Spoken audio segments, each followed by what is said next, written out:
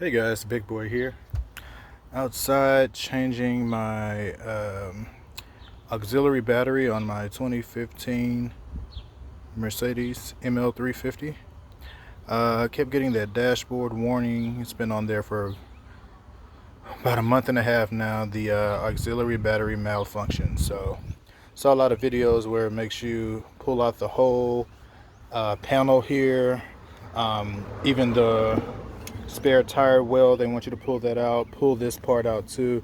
But I think an easier way, if you can sacrifice, just cut the sides of the carpet here, kind of like you do if you've already changed the battery under the floor. You already know that process. So I just use my box cutter here, slit two sides there, and look how easy it is to just grab that battery. It's right there. So took my 10mm and I unscrewed the bolt here, so I'm about to pull that out, and then I'll pull out the battery. Be right back. Alright, so first step, I use that same 10mm bolt to loosen the positive terminal here, that top part, so as you can see, that kind of screws up and down in there. So unscrew that out, then I'm going to go over to the negative. Alright, so I lied. I had to actually go pull off the panel here that was under here. It was a T30 screw right here holding it together. Open that up. Also had to pull off screw here. That was a T30, another T30 up there, and there was one down here that was a T40 that I had to unscrew.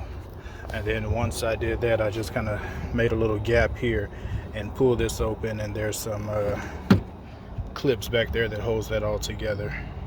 So what I had to do was get the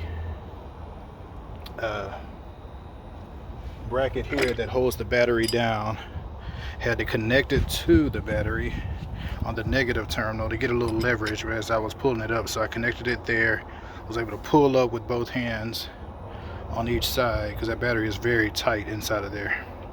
Then I was able to get it out. So now I'm gonna slide the other one back in. Alright, so got that installed in, so let's give it a test. So it was giving me auxiliary battery malfunction on the dash. My push start is back working. I had to take the button off at first to be able to start the car, because it would only start if I would pull the button off and actually turn it with the key. So now it's back. I don't have that alert anymore. Let me check.